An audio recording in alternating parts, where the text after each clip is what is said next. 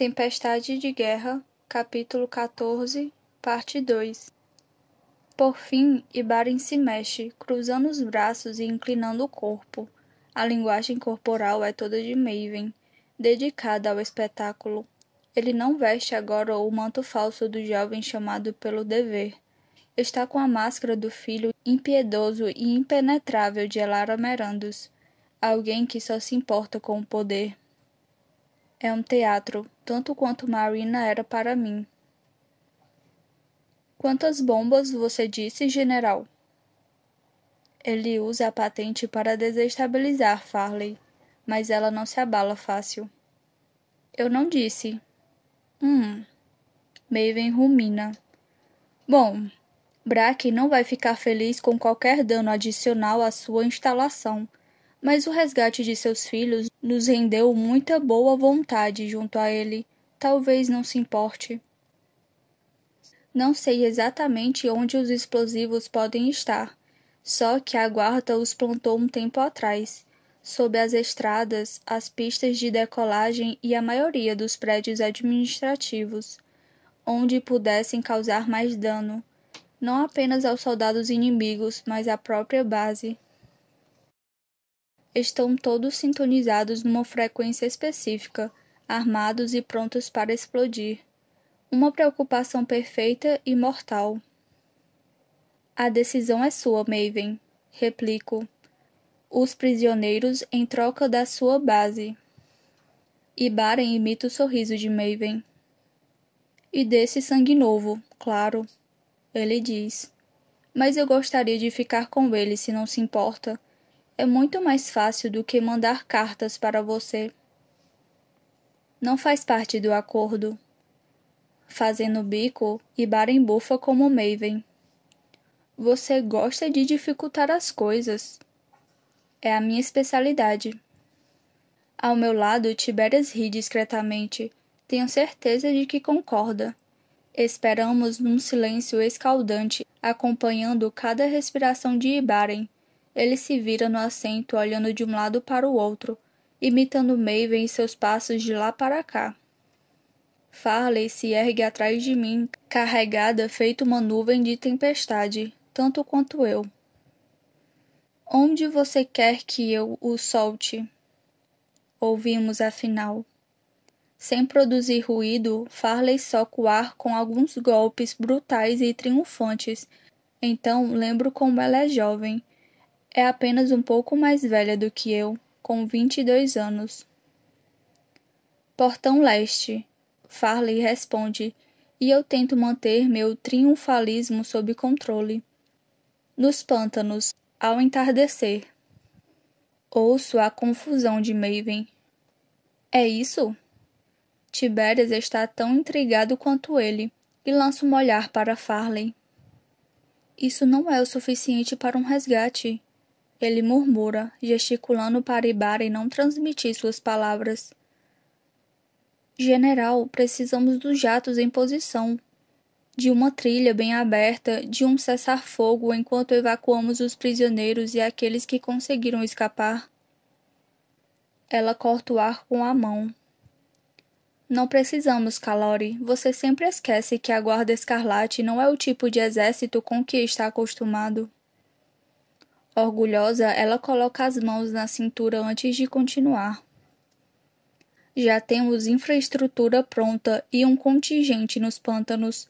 Deslocar vermelhos pelo território inimigo é meio que nossa especialidade. Bom saber. Tiberias solta por entre os dentes. Mas não gosto de ser deixado de fora. Trabalhamos melhor quando estão todos no mesmo patamar. Chama isto de mesmo patamar? Farley diz, gesticulando entre ele e nós.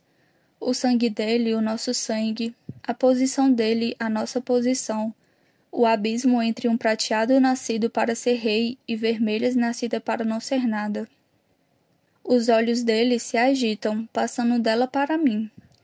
A sombra de Tiberias cobre o meu assento, sua altura exagerada pela pouca distância. Tanto espaço entre nós e, na verdade, nenhum espaço. Embora lhe doa, Tiberias morde a língua. Um músculo de seu rosto salta no momento que arranca os olhos dos meus. Vejo seu conflito interno. Fico à espera de que insista, de que discuta. Para minha surpresa, Tiberias se afasta e gesticula para que continuemos. Diante de mim, Ibaren respira fundo. Ele toca a cicatriz no queixo, a pele morena retorcida até ficar branca entre os cachos da barba preta. Então, esfrega a pele embaixo de cada olho, onde ficam as cicatrizes dos irmãos. O rei hesita, pensativo. Senhorita Barrow, diga a ele que não poderá nos usar mais desse jeito. Ibaren suplica. Ou esse desgraçado manterá meu irmão prisioneiro, para manter um canal de comunicação com você e sua majestade. Claro, respondo, meneando a cabeça, ansiosa para salvar Hashi de se tornar mais um sangue novo de estimação. Vamos ficar sabendo se você não libertar o sangue novo, Maven, e então o acordo estará suspenso. A voz que responde sai amarga, mas sem surpresa. Mas sinto falta das nossas conversas. Você me mantém são, Mar. Sua tentativa de humor negro fracassa. Nós dois sabemos que não é verdade, e você nunca mais vai se comunicar comigo através dele. Ibaren fecha a cara. Então, vamos ter que encontrar novos meios. De pé atrás de mim, Tiberias levanta um dedo para atrair a atenção de Ibaren. Se quiser conversar, ninguém vai impedir, Maven. Ele diz. As guerras são travadas tanto com diplomacia quanto com armamentos. Podemos nos encontrar num campo neutro, cara a cara. Quanta ansiedade para negociar a rendição, Cole. Maven provoca, desprezando a proposta. Agora, general, e os explosivos? Farley acena com a cabeça. Você terá a localização de cada um depois que confirmarmos que nosso pessoal está no pântano e fora de perigo. Não me responsabilizo pelo que os jacarés fizerem. Ao ouvir isso, ela ri de verdade. É uma pena você não ter alma, Maven Calori. Poderia ser alguém que valesse a pena salvar. Seu irmão se agita, abalado. Se alguém pode consertar ele, não vale a pena tentar? Tiberias me perguntou umas semanas atrás. Pele a pele. Parece outra vida. Não é um assunto que me importe. Não há como consertar Maven. Não há redenção para ele, para a pessoa falsa que eu e Cole amávamos. Não podemos salvá-lo de si mesmo. Mas não acho que um dia terei coragem de dizer isso a seu irmão. Se a capacidade de Maven para o amor for corrompida, em Tiberias talvez seja até demasiadamente forte, faz com que ele se apegue demais. Primeiro você incendeia Corvium, agora ameaça a base de Piedmont. Maven sibila através de Ibaren. A Guarda Escarlate tem muito talento para a destruição, mas é sempre mais fácil derrubar o que já foi construído. Especialmente quando o que se constrói já está podre por dentro. Farley rebate. Portão leste, nos pântanos. Entardecer, repito. Ou a base queima sob seus pés. Encolho meus próprios pés. Quantos estão na base agora? Soldados de Maven, de Bracken, de Iris, prateados provavelmente, e vermelhos também. Os inocentes cumpridores de ordem que os três usam de escudo. Digo a mim mesma para não pensar nisso. A guerra é difícil bastante sem considerar as vidas que pendem na balança. Mas fechar os olhos também não é a resposta. Não importa quão difícil seja, eu preciso encarar a realidade. Ainda que tenha que tomar uma decisão difícil. Preciso tomá-la de olhos abertos. Chega de abafar a dor ou a culpa. Preciso senti-las, se quiser superá-las. Muito bem. Maven vocifera por Ibaren. De novo, imagino-o de pé do lado de fora da cela, o rosto branco na penumbra, os olhos delineados com as sombras de dúvidas e exaustão de sempre. Sou um homem de palavra.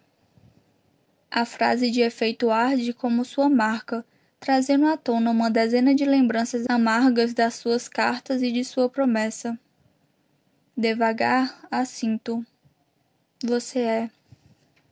Deixamos Ibaren com instruções de nos contatar caso seu irmão não seja libertado com os outros. Então nos apressamos pelos corredores da mansão Ridge, tentando descobrir o caminho até a sala do trono de Samos. Tiberias ajuda menos do que deveria. Sua cabeça está claramente em outro lugar, com o irmão em Piedmont, suspeito. Faço o máximo para acompanhar as passadas dele e de Farley, mas não paro de esbarrar em Tiberias, que de tempos em tempos diminui o ritmo, perdido em pensamentos.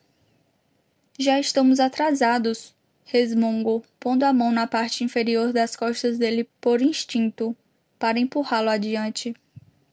Ele pula com o toque como se o contato queimasse. Sua mão enorme cobre a minha quando se recompõe, afastando meus dedos. Em seguida, ele o solta rápido e se volta para mim. Farley continua em frente e nos ultrapassa com um resmungo exasperado.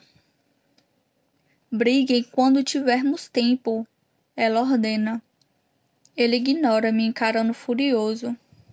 Você ia falar com ele sem mim. Preciso da sua permissão para falar com Maven?